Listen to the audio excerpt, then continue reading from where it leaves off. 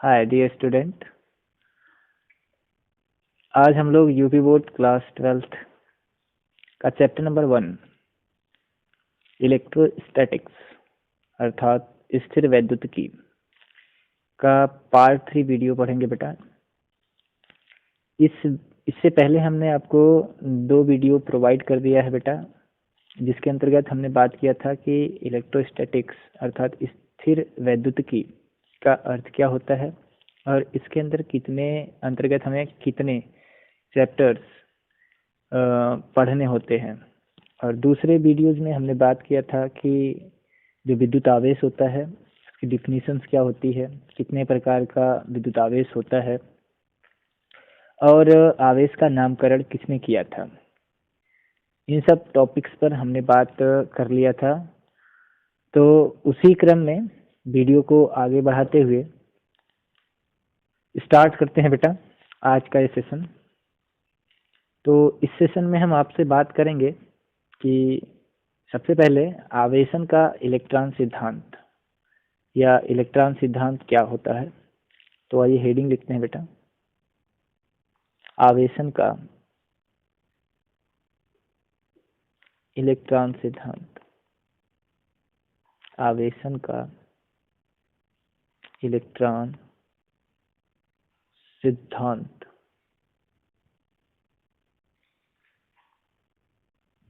या फिर इसे इलेक्ट्रॉन सिद्धांत भी कहते हैं। इलेक्ट्रॉन सिद्धांत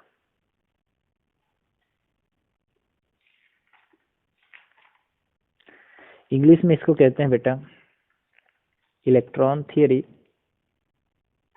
इलेक्ट्रॉन थियरी ऑफ इलेक्ट्रिफिकेशन।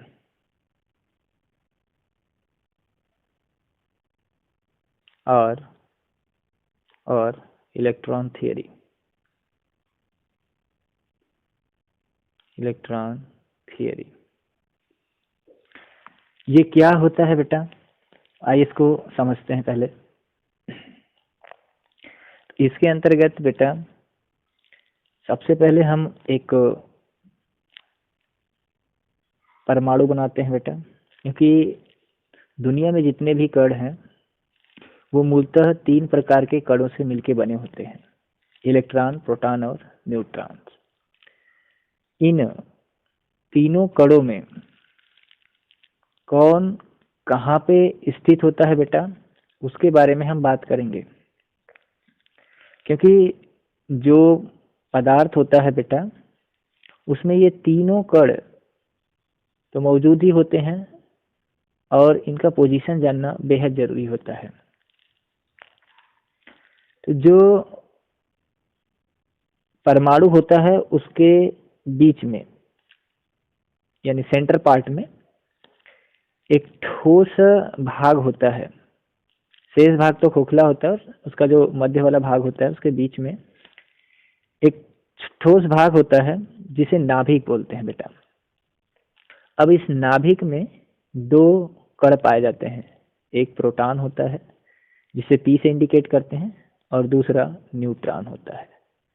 जो तीसरा कण होता है बेटा वो नाभिक में ना होके परमाणु के जो विभिन्न प्रकार के कक्षक होते हैं उसमें होता है, अर्थात वो नाभिक में ना होके नाभिक के बाहर विभिन्न कक्षाओं में चक्कर लगाता रहता है इलेक्ट्रॉन। इस इलेक्ट्रॉन पे नेगेटिव चार्ज होता है और इस प्रोटॉन पे पॉजिटिव चार्ज होता है और न्यूट्रॉन चार्जलेस होता है, अर्थात इस पे कोई आवेश नहीं होता है। तो पूछा जाएगा कि जो नाभिक होगा वो तो पूर्णतया धनावेशित ही होगा। तो जी हाँ, ये बात सत्य है कि जो परमाणु का नाभिक होता है वो धनावेशित होता है, क्योंकि न्यूट्रॉन आवेशहीन होता है और प्रोटॉन धनावेशित होता है। इस वजह से संपूर्ण नाभिक क्या होगा, धनावेशित, और इलेक्ट्रॉन नाभिक के बाहर होता है। तो इस आवेशन के इलेक्ट्रॉन सिद्धांत के अंतर्गत हमें पढ़ना क्या है कि जब भी हमें किसी पदार्थ से इलेक्ट्रॉन को यदि निकालना है तो उसके लिए उत्तरदायी कौन होता है, प्रोटॉन या फिर इलेक्ट्रॉन्स। तो सपोज करिए कि हमारे पास कोई पदार्थ है ए, और इस पदार्थ से हम एक इलेक्ट्रॉन निकाल रहे हैं, एक इलेक्ट्रॉन का उत्सर्जन करा रहे हैं। तो जब ए पदार्थ से एक इलेक्ट्रॉन निकलेगा तो ए पदार्थ पर एक प्लस आ जाएगा। इस बात का ये मतलब होगा कि ए कोई पदार्थ है जो अपने अंदर से एक इलेक्ट्रॉन का इमिट अर्थात उत्सर्जन कर दिया है, एक इलेक्ट्रॉन वो अपने अंदर से निकाल दिया है।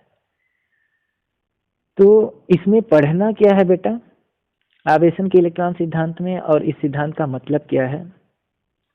इस सिद्धांत का बस यही मतलब है कि किसी भी यदि पदार्थ को आपको यदि ये बताना है कि वो चार्ज्ड है, उस पे आवेश है या नहीं है, वो आवेशित है या नहीं है, तो इस सिद्धांत के अंतर्गत ये जानने की कोशिश करते हैं कि क्या पदार्थ के आवेशित होने के लिए केवल और केवल इलेक्ट्रॉन्स ही उत्तरदायी होते हैं या कोई और भी होता है। तो जवाब में आता है कि केवल पदार्थ को आवेशित करने के लिए या वस्तुओं के आवेशन के लिए केवल और केवल इलेक्ट्रॉन का ही स्थानांतरण आवश्यक होता है, प्रोटॉन का नहीं। ऐसा क्यों, उसके बारे में भी बताते हैं। इसमें आपको लिखना क्या है बेटा, वो बात करते हैं। प्रत्येक पदार्थ का डेफिनेशन लिख लेते हैं। प्रत्येक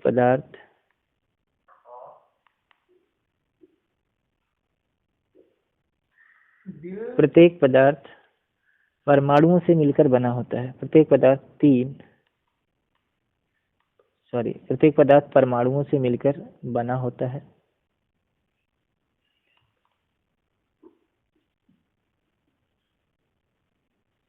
मिलकर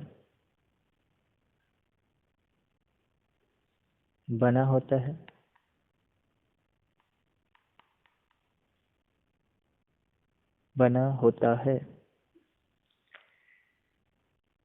परमाणु के सूक्ष्म भाग में,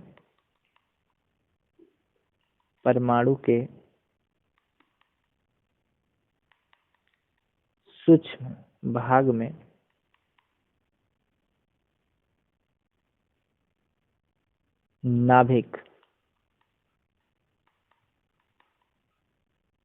होता है।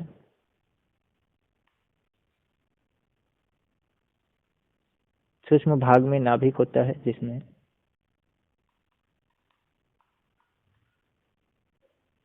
प्रोटॉन एवं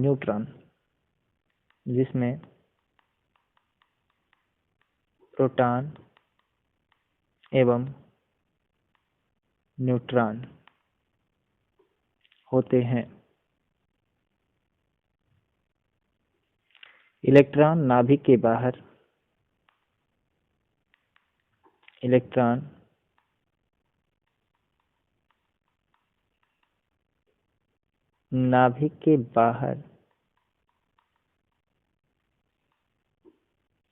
विभिन्न कक्षाओं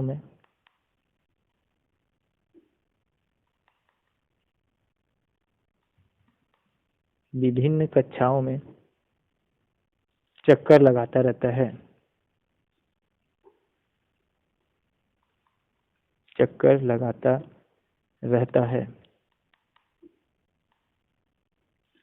ये रहा बेटा आवेशन का इलेक्ट्रॉन सिद्धांत या इलेक्ट्रॉन सिद्धांत। तो इसके अंतर्गत आपको यही कुछ बातें हैं जो आपको इसमें राइट डाउन करना है, इसकी एज ए डेफिनेशन के तौर पे। इसमें और भी बातें हैं जो न्यूमेरिकल पर्पस से या फिर जो ऑप्शनल क्वेश्चंस आते हैं उसके लिए इम्पोर्टेंट है। तो उन पॉइंट्स को हम आपको नोट में लिखा देते हैं बेटा। तो इस पॉइंट को आप नोट करके लिख लीजिएगा, पॉइंट कर लीजिएगा नोट में 1 2 3 करके, कि जो प्रोटॉन्स होता है बेटा, आपसे इसमें क्वेश्चन पूछेगा इसी सिद्धांत के थ्रू कि परमाणु का नाभिक सदैव धन आवेशित होता है, क्यों। अब उसका उत्तर हम आपको यहीं पे समझा देते हैं कि परमाणु का जो नाभिक होता है वो धन आवेशित होता है, क्यों। तो इसका रीजन यही होगा बेटा, आप इस फिगर की मदद से आसानी से समझ सकते हैं कि जो परमाणु का नाभिक होता है उसमें होता कौन कौन है पहले? तो उसमें होता है प्रोटॉन और न्यूट्रॉन। हम आपसे पूछेंगे कि प्रोटॉन पर कैसा चार्ज होता है, तो आप कहेंगे सर धनावेशित। धनावेशित होता है प्रोटॉन, अर्थात प्रोटॉन पर धन आवेश होता है। और न्यूट्रॉन पे कैसा चार्ज होता है? तो न्यूट्रॉन पे कोई चार्ज नहीं होता है, ये चार्जलेस होता है, उदासीन होता है। तो नाभिक में प्रोटॉन और न्यूट्रॉन ही पाए जाते हैं, न्यूट्रॉन पे कोई चार्ज ही नहीं होता, प्रोटॉन धनावेशित होता है। तो इसका मतलब ये पूरे नाभिक में है, तो नाभिक होगा कैसा? नाभिक पूरा का पूरा धनावेशित होगा। तो यदि आपसे ये क्वेश्चन पूछा जाए कि परमाणु का नाभिक धनावेशित होता है क्यों, तो इसका उत्तर क्या देंगे? परमाणु के भीतर जो नाभिक है, सॉरी क्वेश्चन होगा नाभिक सदैव धनावेशित होता है, जो परमाणु का नाभिक होता है वो सदैव धनावेशित होता है क्यों? तो इसका आंसर यही देंगे कि नाभिक में प्रोटॉन और न्यूट्रॉन पाए जाते हैं, प्रोटॉन पर धनावेशित होता है और न्यूट्रॉन उदासीन होता है। इसी वजह से परमाणु का नाभिक सदैव धनावेशित होता है। तो इसका रीजन हम यहाँ पे देते हैं। ये क्वेश्चन यदि आपसे पूछा जाए कि ऐसा क्यों होता है, तो उसका रीजन यही होगा, जिसे हम नोट करके दिखाते हैं बेटा आपको। प्रोटॉन धनावेशित होता है, प्रोटॉन पर धन आवेश होता है, धन आवेश होता है,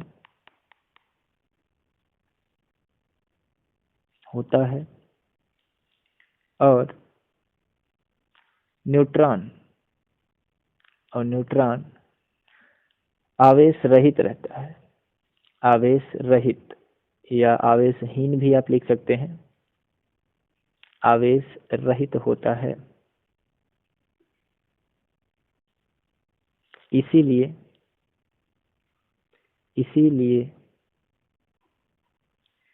परमाणु का नाभिक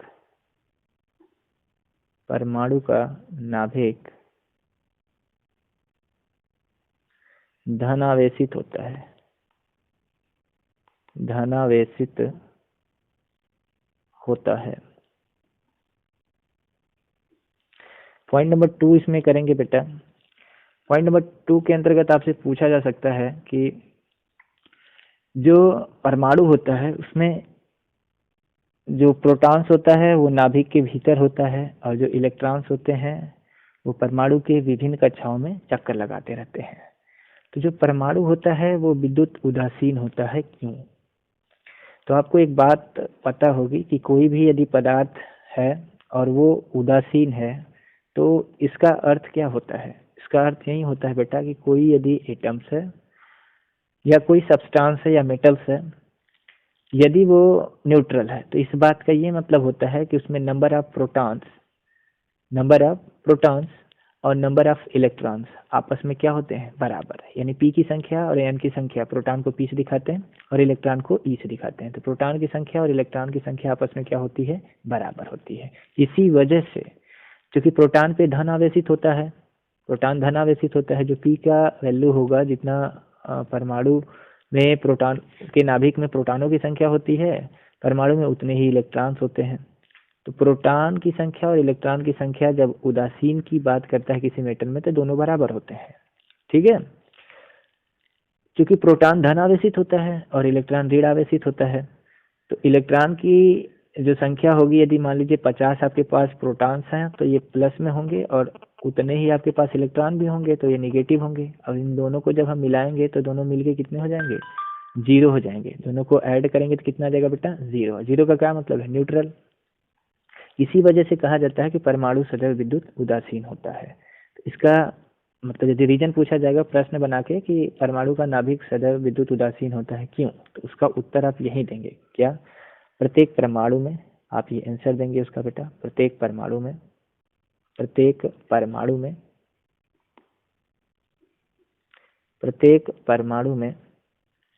प्रोटॉनों की संख्या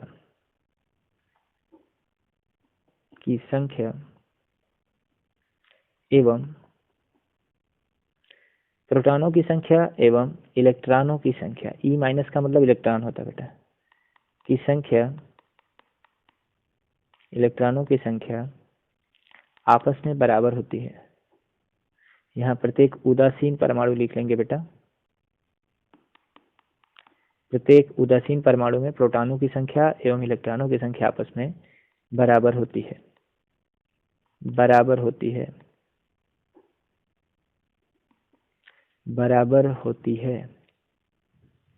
इसीलिए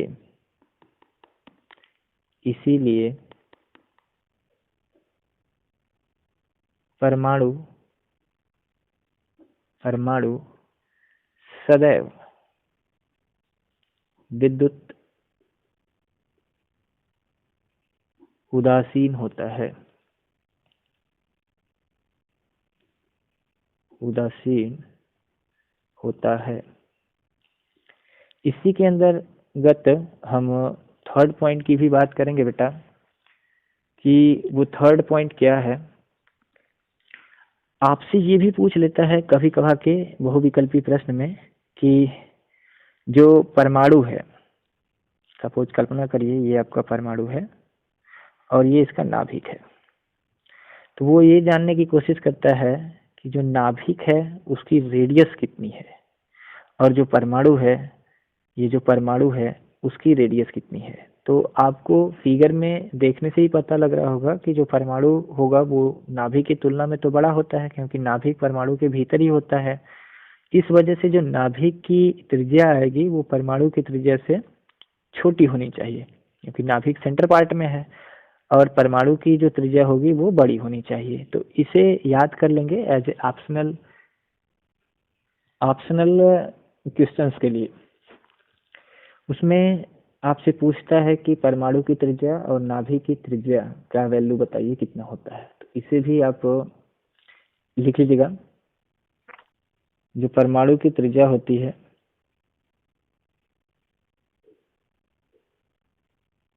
परमाणु की त्रिज्या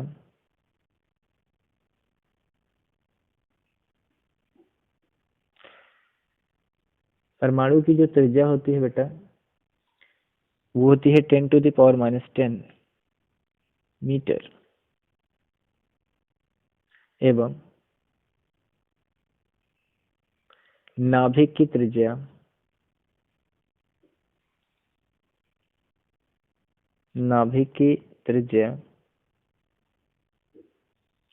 10⁻15 मीटर, या इसे आपको एक फर्मी भी दे सकता है। एक फर्मी होती है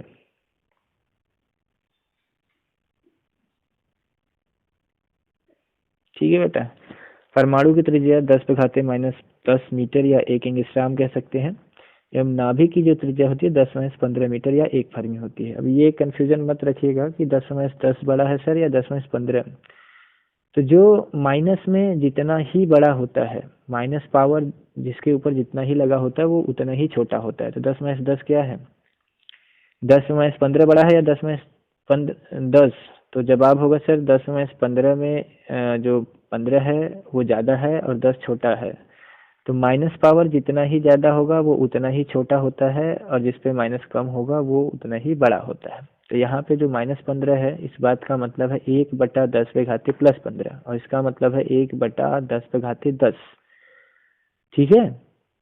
तो छोटा कौन सा है आप बताओ, छोटा कम कौन सा आएगा, किसमें भाग दोगे तो कम आएगा? तो 10⁻15 जो है वो छोटा है 10⁻10 की तुलना में। ठीक है, इसीलिए इसकी जो रेडियस है वो 10⁻15 है नाभिक की, और जो परमाणु की त्रिज्या है वो आपका 10⁻10 मीटर है।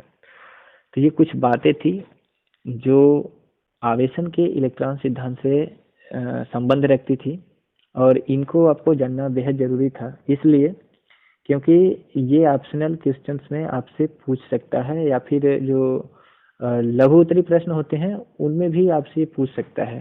ठीक है, ये कुछ और बातें कर लेते हैं, स्पेशल पॉइंट कर लेंगे बेटा, कुछ स्पेशल पॉइंट्स कर लेंगे कि आपसे ये पूछ सकता है वो कि आखिर आवेश या किसी भी जो पदार्थ है उसको आवेशित होने के लिए केवल हम इलेक्ट्रॉन का ही ट्रांसफर क्यों करते हैं। हालांकि इससे पहले मैंने बताया, कहा भी था आपको कि हम ये बात आपको आगे बताएंगे। तो पदार्थ के आवेशित होने के लिए केवल और केवल इलेक्ट्रॉन ही क्यों अस्थायी होता है, उत्तरदायी इलेक्ट्रॉन ही क्यों होता है बेटा? क्यों न हम प्रोटॉन ट्रांसफर करा के सब्सटेंस को चार्ज कर सकते हैं, उस पदार्थ को आवेशित कर सकते हैं। तो इसका रीजन क्या है, पहले हम वो बातें लिख देते हैं फिर बताते हैं। ये स्पेशल पॉइंट्स ये है बेटा कि वस्तुओं को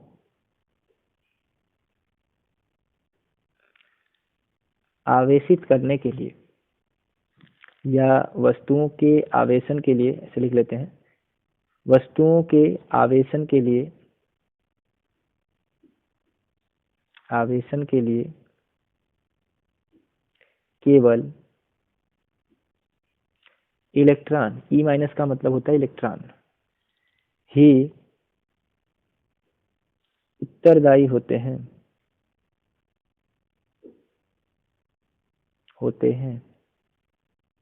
प्रोटॉन नहीं। अब आपसे पूछा जाएगा या आपके दिमाग में प्रश्न उठेगा ऐसा क्यों, तो उसका रीजन भी हम यही दे देते हैं, क्योंकि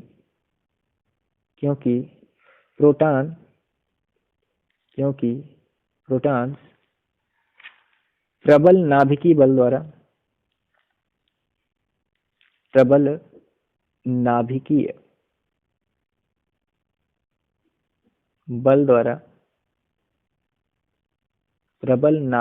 द्वारा एक दूसरे से जुड़े होते हैं। ठीक है बेटा, क्योंकि मानिए यदि आपके पास जो पदार्थ है उस पदार्थ में जितने भी प्रोटॉन्स होंगे, क्योंकि जो प्रोटॉन्स होते हैं वो कहाँ होते हैं, नाभिक में होते हैं, ये बात आपको पता है। और जो नाभिक होता है वो धनावेशित होता है और इलेक्ट्रॉन कहाँ होता है, उसके बाहर होता है। तो ये प्रोटॉन्स जो आपस में बहुत सारे दिखाई दे रहे हैं आपको न्यूक्लियस में, ये सब के सब स्ट्रांग न्यूक्लियस फोर्स, सबसे मजबूत जो बल होता है वो नाभिकीय बल ही होता है बेटा। तो इतने मजबूती से बंधे होते हैं कि इनको निकाल पाना सुगम नहीं होता है as a compare of electrons, क्योंकि इलेक्ट्रॉन नाभिक से कुछ दूरी पर होता है और इसे प्रोटॉन की तुलना में आसानी से निकाला जा सकता है। तो वस्तुओं के आवेशित होने के लिए या उसे चार्ज करने के लिए इसीलिए केवल और केवल इलेक्ट्रॉन का ही स्थानांतरण काफी होता है, प्रोटॉन का नहीं, क्योंकि बेटा प्रोटॉन नाभिक से प्रबल नाभिकीय बल द्वारा बंधे होते हैं, इनको आसानी से नहीं निकाला जा सकता। तो यदि आपसे पूछा जाए कि कोई पदार्थ ये है जो आवेशित है, तो इसको आवेशित किसने किया है, क्या इसके अंदर से हमने प्रोटॉन निकाल दिया है या इलेक्ट्रॉन निकाल दिया है, तो चार्ज्ड है तो उसके अंदर से इलेक्ट्रॉन ही निकलेगा। प्रोटॉन तो न्यूक्लियस में होता है और वो काफी मजबूती से बंधा होता है, इसलिए इसे नहीं निकाला जा सकता है। तो वस्तुओं के आवेशन के लिए इलेक्ट्रॉन ही उत्तरदायी होता है, प्रोटॉन नहीं। उसका रीजन क्या है वो मैंने आपको अच्छे से बता दिया। आइए बेटा, न्यूमेरिकल लगाने के लिए कुछ और भी पॉइंट्स हैं, उन्हें भी हम यहाँ पे आपको दिखाते हैं ताकि आपको वो पॉइंट्स याद रहे, तो आसानी से आप उन बिंदुओं को याद करके आसानी से जब न्यूमेरिकल सॉल्व करने जाएंगे तो उसे दिखा सकते हैं। मतलब याद रहेगा तो आप लगा सकते हैं न्यूमेरिकल, यदि नहीं याद है तो दिक्कत होगी। तो यहाँ पे कुछ बातें हम करके लिखते हैं, आपको उसे भी एज ए नोट ही कर लीजिएगा, आप नोट में उसे ऐड करिएगा। वो बातें क्या हैं, जो 3 कण हैं वो आपसे कभी कभी के सवाल में पूछ देता है और उसका डाटा नहीं देता है, तो हम वो चीजें आपको यहाँ पे प्रोवाइड करते हैं। आप इसे याद करिएगा कि कण जो है, तीनों कण इलेक्ट्रॉन प्रोटॉन न्यूट्रॉन, और उनको सिंबल रूप में किस सिंबल से रिप्रेजेंट करते हैं, और उनका परिमाण यानी उनके आवेश का परिमाण कितना होता है तीनों का, तो आवेश का परिमाण। और उसके बाद कभी कभी के सवाल में मास वगैरह भी पूछ लेता है, तो उनके द्रव्यमान को भी हम यहाँ पे दिखा दे रहे हैं, का मास कितना होता है। तो कण आपके पास 3 है बेटा, इलेक्ट्रॉन ई माइनस से दिखाते हैं इसको, प्रोटॉन को हम यहाँ पी से इंडिकेट कर दे रहे हैं, यदि प्लस ई लिखा है तब भी चलेगा, और न्यूट्रॉन को एन से इंडिकेट कर दे रहे हैं।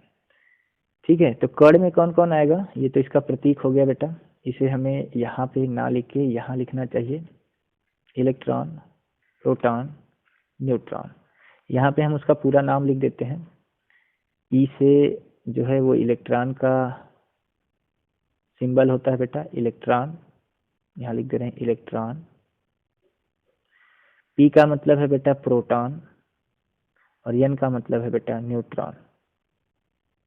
न्यूट्रॉन जी में लिख देते हैं बेटा न्यूट्रॉन।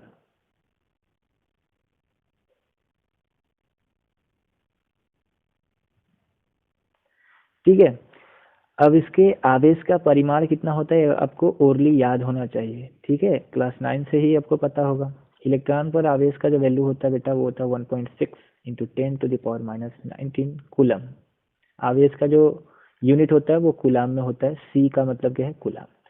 प्रोटॉन पर जो आवेश होता है वो भी इतना ही होता है बेटा, 1.6 इंटू 10⁻⁻19 कूलम।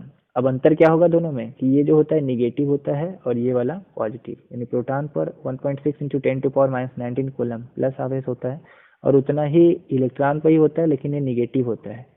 लेकिन जब हम सवाल को लगाने जाएंगे तो एज ए परिमाण के तौर पे तो हम वहाँ पे नेगेटिव साइन नहीं लेते हैं, क्योंकि हमें केवल आंकिक वैल्यू दिखाना पड़ता है, इसलिए हम उसके रील साइन को इंडिकेट नहीं करते हैं। यदि बात करें कि न्यूट्रॉन पर कितना चार्ज होता है तो इस पर कोई चार्ज नहीं होता है, इस पर 0 चार्ज होता है, चार्जलेस होता है ये। बात करते हैं इनके मासेज के बारे में, तो जो इलेक्ट्रॉन का मास होता है वो 9.1 इंटू 10⁻31 किलोग्राम होता है बेटा। उसके बाद यदि बात करें कि प्रोटॉन पर कितना मास होता है, तो प्रोटॉन पे मास होता है 1.67 इंटू 10⁻27 kg। उसके बाद यदि बात करते हैं कि न्यूट्रॉन पे कितना चार्ज होता है, तो नियर अबाउट जो प्रोटॉन पे चार्ज होता है उतना ही चार्ज न्यूट्रॉन पे भी होता है। हालांकि यदि 2 डिजिट के बाद अगला डिजिट लिखेंगे तो उसमें अंतर आता है, बट आप न्यूमेरिकल पर्पज के तौर पे आप 2 पॉइंट तक डाटा को याद रखिएगा। 1.67 इंटू 10⁻27 kg। प्रोटॉन और न्यूट्रॉन पे जो का जो मास होता है वो नियर अबाउट सेम ही होता है। ठीक, तो ये कुछ डाटा हैं जिनको आप आसानी से याद कर सकते हैं। इन तीनों चीज़ों को याद करने के बाद यदि सवाल में आपको इलेक्ट्रॉन पर चार्ज नहीं देता है तो आप याद करिएगा कि इलेक्ट्रॉन पे जो चार्ज होता है वो 1.6 इंटू 10⁻19 कूलम होता है। प्रोटॉन पे उतना ही होता है बट वो प्लस होता है, और न्यूट्रॉन पे कोई चार्ज नहीं होता है, इसलिए मैंने 0 दिखाया यहाँ पे। उसके बाद यदि बात करेंगे मासेज वगैरह की, तो यहाँ पे मासेज हमने लिख दिया है। इसके बाद आगे बात करते हैं बेटा इसी टॉपिक में कि घर्षण द्वारा आवेशन क्या होता है, इसकी व्याख्या कीजिए। घर्षण द्वारा आवेशन क्या है आइए देखते हैं। तो आगे हेडिंग डालेंगे घर्षण द्वारा आवेशन। घर्षण द्वारा आवेशन, घर्षण द्वारा आवेशन, charging by friction, charging by friction, charging by friction, घर्षण द्वारा आवेशन। घर्षण द्वारा आवेशन, इसके अंतर्गत हम ये जानने की कोशिश करेंगे कि क्या किसी भी पदार्थ को यदि आवेशित करना है तो उसके लिए केवल इलेक्ट्रॉन का ही इमिशन अर्थात उत्सर्जन आवश्यक होता है। ये बात तो सत्य है, लेकिन हम कुछ पदार्थों को रगड़ कर, घर्षण का मतलब होता है रगड़, रगड़ कर भी हम उसे क्या कर सकते हैं, आवेशित कर सकते हैं बेटा। तो इसके अंतर्गत हम यही जानेंगे कि ऐसे कितने पदार्थ हैं जिनमें हम एक दूसरे को रगड़ कर उनके ऊपर चार्ज लेके आते हैं। तो सिंपली देखते हैं, मान लीजिए आपके पास ये 3 स्थितियां हम आपको शो कराते हैं बेटा। ये 3 स्थितियां शो कराते हैं। पहली स्थिति है कि ये कोई पदार्थ है जिसमें नंबर ऑफ प्रोटॉन्स, यानी जो प्रोटॉनों की संख्या है उसे हम P से इंडिकेट कर देते हैं, और जो इलेक्ट्रॉनों की संख्या है उसे E से इंडिकेट कर देते हैं। अब इसमें प्रोटॉनों की संख्या और इलेक्ट्रॉनों की संख्या क्या है, इक्वल इक्वल है। तो आप क्या कहेंगे कि ये उदासीन है। आप क्या कहेंगे कि वो जो पदार्थ है वो उदासीन अर्थात न्यूट्रल है। दूसरे केस में हम ये आपको दिखाते हैं कि वही पदार्थ है, उसे रगड़ दिया गया है किसी अन्य पदार्थ से।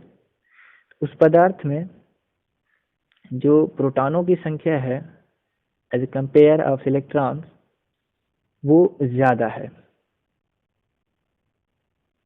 इसमें हम आपको दिखाते हैं कि जो P है यानी प्रोटॉनों की जो संख्या है वो ज्यादा है विथ रिस्पेक्ट टू इलेक्ट्रॉन्स। तो आप इसे क्या कहेंगे? आप कहेंगे कि ये धनावेशित है। जो पदार्थ है वो क्या है? धनावेशित है। और तीसरी स्थिति में ये आपको शो कराता हूं कि पदार्थ वही है और उसे रगड़ दिया गया है, उसमें number of electrons with compare protons ज्यादा है। यानी जो ई का वैल्यू है वो ज्यादा है किससे? पी से। इलेक्ट्रॉनों की संख्या प्रोटॉनों की संख्या से क्या है? ज्यादा। तो उस स्थिति में उस पदार्थ को आप क्या कहेंगे? आप कहेंगे वो पदार्थ ऋणावेशित है। ऋणावेशित है या ऋणायन उसके आगे है, वो निगेटिवली चार्ज्ड है। ठीक है। तो इसका मतलब क्या है बेटा? सामान्यतः यदि बात करें, कोई भी पदार्थ कहीं पे रखा है, सिंपली वो घर्षण द्वारा आवेशन का ये मतलब नहीं होगा कि जो चार्ज हम लेंगे या जो पदार्थ हम लेंगे वो कंडक्टर ही होना चाहिए। ये जो विधि है घर्षण द्वारा आवेशन, इससे हम जो नॉन कंडक्टर मटेरियल्स हैं जिनके अंतर्गत जो धातुएं हैं वो नहीं आती हैं, जितने भी नॉन कंडक्टर्स हैं उन सब को, यानी ये कह सकते हैं कि जो कुचालक हैं, सुचालक नहीं, जो कुचालक पदार्थ हैं उनको आवेशित किया जाता है घर्षण द्वारा। उसके बारे में यहाँ पे बात करेंगे। तो सिंपली कोई सा भी यदि पदार्थ है तो सामान्य अवस्था में वो उदासीन होता है। तो उदासीन का ये अर्थ मत समझिएगा कि उसमें कोई चार्ज नहीं है, क्योंकि बहुत से बच्चे उदासीन का ये सेंस समझ लेते हैं कि उदासीन मतलब चार्जलेस, न्यूट्रल। उदासीन का ये मतलब होता है बेटा कि उसमें नंबर ऑफ प्रोटॉन और नंबर ऑफ इलेक्ट्रॉन इक्वल्स हैं। ये नहीं उसका अर्थ होता है कि उसमें कोई चार्ज ही नहीं है, उसमें चार्ज है बट दोनों इक्वल हैं। जितने प्रोटॉन्स हैं उसमें उतने ही नंबर ऑफ इलेक्ट्रॉन्स हैं। ठीक है। तो सामान्यतः सामान्यतः कोई भी पदार्थ यदि है या कोई वस्तु है तो वो वैद्युत उदासीन होती है। सामान्यतः जितने भी नॉन कंडक्टर मटेरियल्स हैं या वस्तुएं हैं वो वैद्युत उदासीन होती हैं।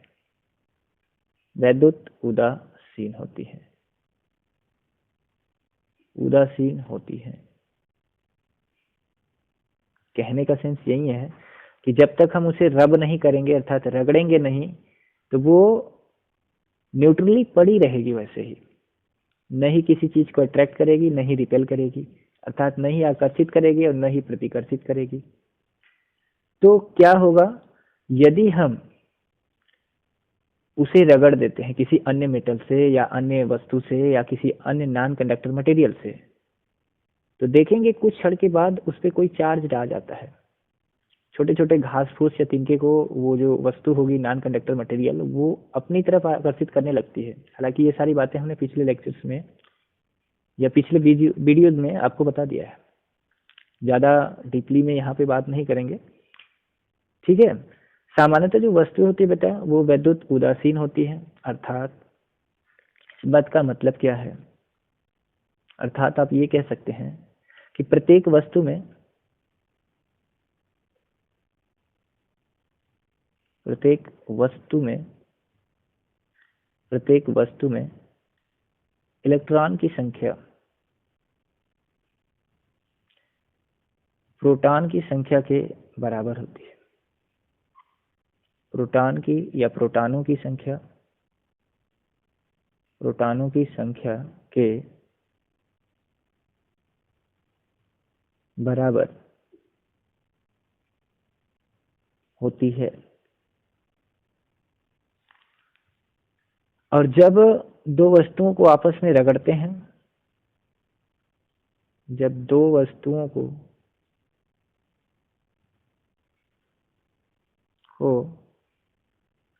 आपस में रगड़ते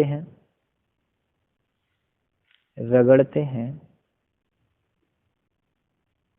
तो एक वस्तु से इलेक्ट्रॉन निकलकर दूसरी वस्तु में चला जाता है। वस्तु में चला जाता है।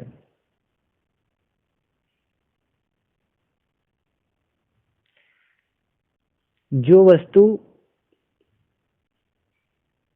इलेक्ट्रॉन ग्रहण करती है वह ऋणावेशित एवं जो वस्तु इलेक्ट्रॉन का त्याग करती है वह धनावेशित हो जाती है। कहेंगे आप इतना बड़ा लिख दिए सर, कुछ समझ में नहीं आया, इसका मतलब क्या है? सामान्यतः समझिए बेटा, हमने यहाँ 3 कैटेगरीज या 3 फिगर्स आपको शो कराया है कि सामान्यतः मान लीजिए कोई ए मेटल्स है या कोई ए घर्षण द्वारा, तो नॉन कंडक्टर मटेरियल को हम चार्ज लाते हैं, तो हम मटेरियल कहना उचित नहीं होगा। कोई ए वस्तु है और इस ए वस्तु में, और ये उदासीन है, तो ए वस्तु में नंबर ऑफ प्रोटॉन और नंबर ऑफ इलेक्ट्रॉन क्या है? बराबर। तो हमने यही लिखा है कि सामान्यतः वस्तुएं वैद्युत उदासीन होती है, अर्थात प्रत्येक वस्तु में इलेक्ट्रॉन की संख्या प्रोटॉन की संख्या के बराबर होती है। ये बात आपको दिखाई दे रहा है। और जब इसी ए पदार्थ को किसी अन्य बी पदार्थ द्वारा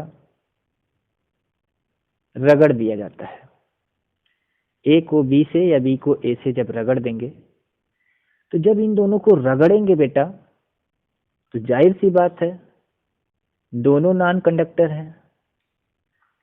इसको भी आप मान लीजिए कलम है, इसको आप मान लीजिए कागज का तिनका है, या फिर कोई ऊनी कपड़ा मान लीजिए, नायलॉन का कपड़ा मान लीजिए। जब इसे रगड़ेंगे तो जाहिर सी बात है या तो ए में से कुछ इलेक्ट्रॉन बी में चले जाएंगे निकल के, या बी में से कुछ इलेक्ट्रॉन ए में चले जाएंगे। तो जिसमें से इलेक्ट्रॉन, यदि ए में से इलेक्ट्रॉन बी में जाएगा, तो ए अपने अंदर से इलेक्ट्रॉन त्याग के बी को दे दिया है, तो ए धनावेशित हो जाएगा, अर्थात इसमें इलेक्ट्रॉन की कमी हो जाएगी। उसको मैंने यहाँ पे दिखा दिया है। और जो ग्रहण करेगा उसमें इलेक्ट्रॉन की अधिकता हो जाएगी, तो मैंने उसको तीसरे वाले में दिखा दिया है। तो वही बात तो हमने यहाँ भी लिखा है कि जब दो वस्तुओं को आपस में रगड़ते हैं तो एक वस्तु से इलेक्ट्रॉन निकलकर दूसरी वस्तु में चला जाता है। तो जो वस्तु इलेक्ट्रॉन ग्रहण करती है, जैसे बी ने यदि ग्रहण किया, तो यदि वो ग्रहण करेगी तो वह ऋणावेशित हो जाएगी, क्योंकि वो ली है भाई। और जो वस्तु त्याग करती है इलेक्ट्रॉन का, वह धनावेशित हो जाएगी। अब यहाँ पे आपके दिमाग में एक प्रश्न उठेगा, और यदि नहीं उठ रहा है तो उठना चाहिए, कि सर कि हम कैसे जानेंगे कि जो इलेक्ट्रॉन ए से निकलेगा वो बी में ही जाएगा, या ए ही अपने अंदर से इलेक्ट्रॉन निकाल के बी को देगा, या बी अपने अंदर से इलेक्ट्रॉन ए को देगा। यदि हम ये कहते हैं कि आपने बहुत सारा उदाहरण भी पढ़ा होगा, जैसे कांच की छड़ है, फॉर एग्जाम्पल के लिए बात यदि करें, यदि कांच की छड़ है हमारे पास, मैंने पिछले वीडियोज में बताया भी है आपको कि कांच की छड़ को जब हम रेशम के कपड़े से रगड़ते हैं,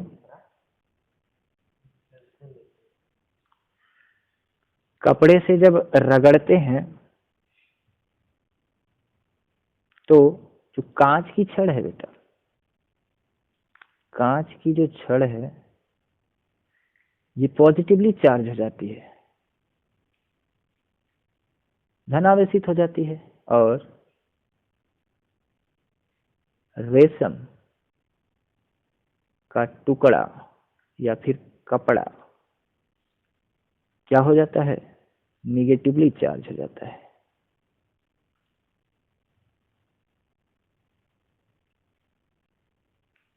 समझ पा रहे हो? तो यदि आप सोचो कि ऐसा क्यों होता है, क्यों इस केस में जो कांच है, जो कांच की छड़ है, ये जो कांच की छड़ है, ग्लास रॉड है, ये ग्लास रॉड और ये जो सिल्क है, सिल्क का कोई पीस है, टुकड़ा है, रेशम का कोई टुकड़ा है, धागे का कोई टुकड़ा है, ये क्यों निगेटिव चार्ज हो रहा है और ये क्यों पॉजिटिव चार्ज हो जा रहा है? ये तो हमें पता है कि हाँ, जब दो अलग अलग पदार्थों को आपस में रगड़ते हैं तो इन पे घर्षण के द्वारा आवेशन आ जाता है, यदि ये दोनों नॉन कंडक्टर हैं तब। हम ये क्यों नहीं कह देते कि ये जो रेशमी धागा है या टुकड़ा है रेशम का, ये पॉजिटिव क्यों नहीं हो गया और ये कांच का छड़ क्यों नहीं निगेटिव हो गया?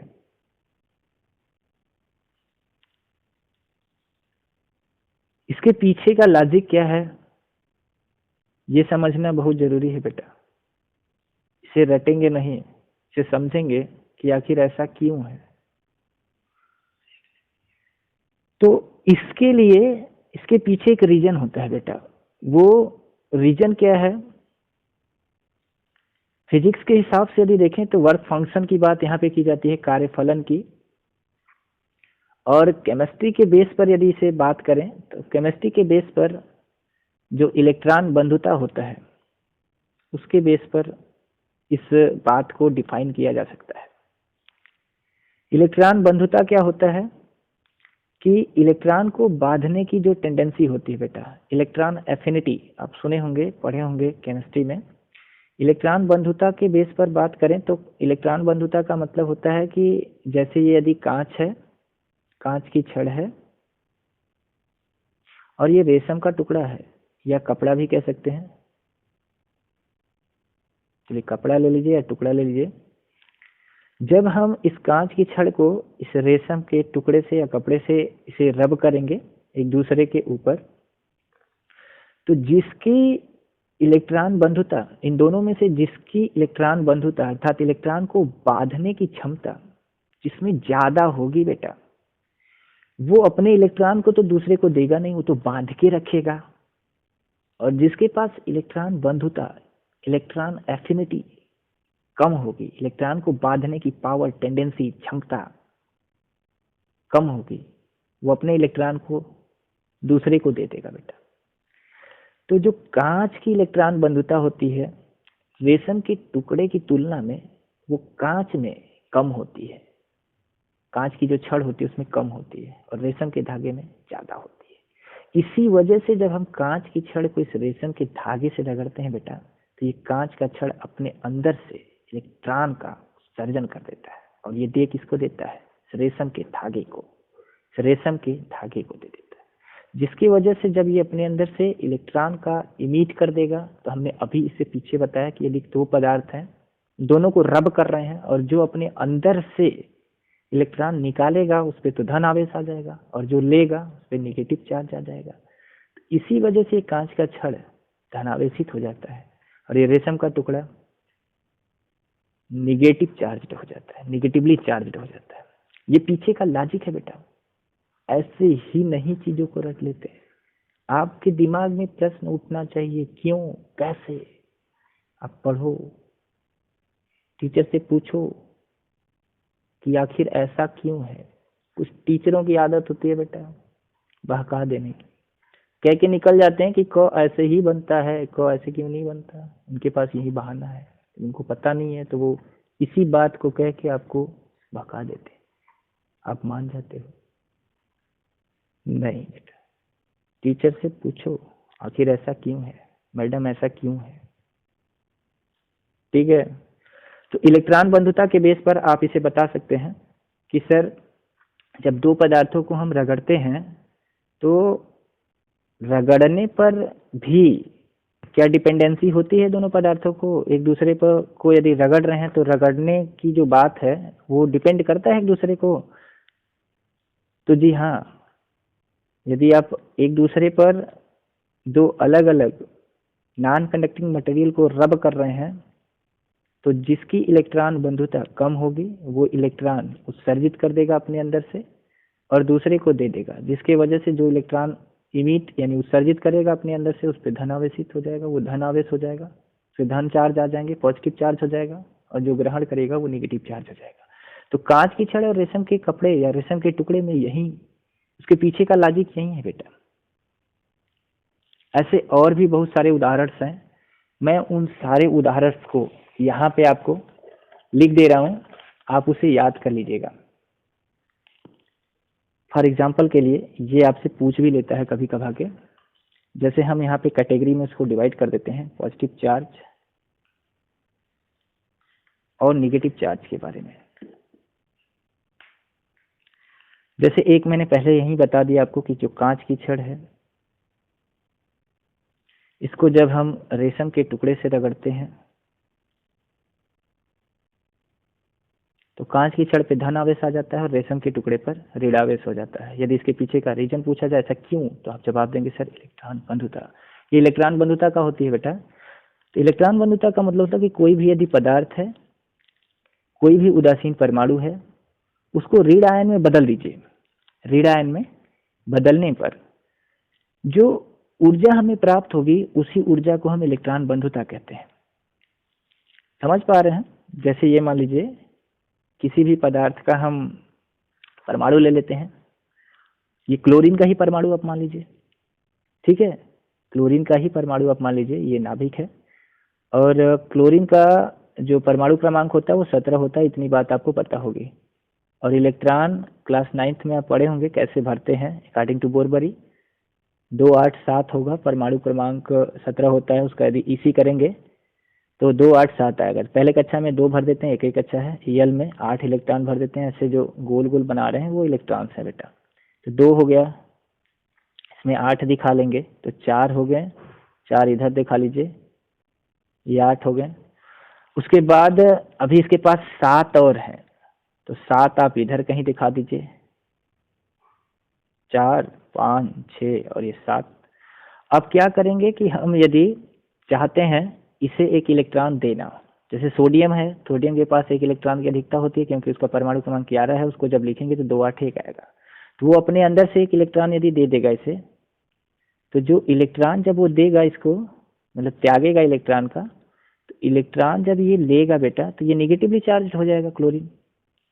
तो जब एक इलेक्ट्रॉन ये ले रहा है और ये ऋणावेशित हो रहा है, यानी ये ऋण आयन में बदल रहा है, तो ऋण आयन में बदलने पर जिसने जब इसको ऋण आयन में जब ये बदलेगा तो कुछ ना कुछ इसको एनर्जी देगा, ठीक है, कुछ ना कुछ हमें ऊर्जा मिलेगी। जब ये ऋण आयन में बदलेगा तो हमें कुछ ना कुछ एनर्जी मिलेगी, और जो एनर्जी मिलती है उसी एनर्जी को, उसी ऊर्जा को हम इलेक्ट्रॉन बंधुता कहते हैं।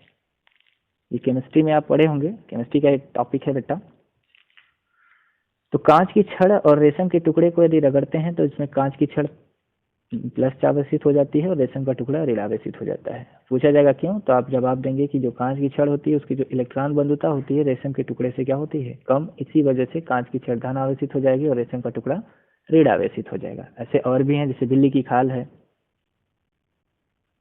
बिल्ली की खाल है, बिल्ली की खाल को के ऊपर जब आबनूस की छड़ को रगड़ते हैं, आबनूस एक प्रकार की लकड़ी होती है बेटा, काफी कठोर होती है, आबनूस की छड़ को जब रगड़ते हैं तो बिल्ली की जो खाल है वो धन आवेशित और आबनूस की छड़ जो होती है वो निगेटिवली चार्ज हो जाती है। उसी तरह ऊनी कपड़ा कोई ले लेंगे, वही ऊनी कपड़ा है आपके पास, ऊनी कपड़ा सर्दियों में तो अक्सर आपके पास अवेलेबल ही होगा। तो इस ऊनी कपड़े को यदि हम रबर, रबर मतलब जिसे रबर सिंपल आप देखे होंगे, रबर का मतलब जिसे सामाने वगैरह बांधते हैं गाड़ियों में वैसा रबर, या फिर मिठाई के डब्बे पे जो रबर लगते हैं वो वाले रबर, वैसे रबर, अंबर, अंबर। उसके बाद एबोनाइट की छड़, ये भी पौधा ही होता है इसका भी, और ये काफी जो एबोनाइट का छड़ होता है वो काफी मजबूत होता है बेटा। एबोनाइट, जितने भी प्लास्टिक की ठोस वस्तुएं होती हैं फाइबर वगैरह की, वो एबोनाइट की ही बनी होती है। तो एबोनाइट का छड़ हो सकता है, कोई प्लास्टिक आप ले सकते हैं, प्लास्टिक,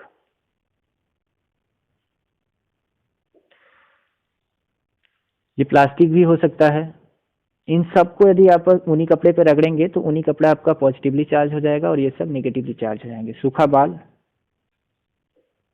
सूखे बाल पर यदि प्लास्टिक की कंघी से रब करेंगे, प्लास्टिक की कंघी से यदि आप रब करेंगे तो जो सूखा बाल होता है वो पॉजिटिवली चार्ज हो जाता है, और प्लास्टिक की जो कंघी होती है या फिर आप पेन वगैरह भी अपने सिर पे लगा के सर पे देखेंगे कुछ समय बाद तो जो पेन होती है उस पर चार्ज आ जाता है, क्योंकि वो जो प्लास्टिक की कंघी है, प्लास्टिक की जो पेन वगैरह है वो हो जाती है आपकी निगेटिवली चार्ज।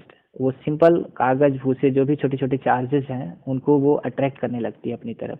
ये आप बचपन में खेले होंगे, लेकिन उस समय पता नहीं था कि आखिर ऐसा क्यों होता है, लेकिन अब आपको पता लग गया होगा कि ऐसा क्यों होता है। तो आज के लिए बस इतना ही करते हैं बेटा। होपफुली आशा करता हूँ कि आपको ये सारी चीज़ें अच्छे से समझ में आई होंगी। तो प्लीज़ हमारे चैनल को सब्सक्राइब करिए, लाइक करिए, और जो भी डाउट है आपके मन में उसे कमेंट में मेंशन करिए। धन्यवाद।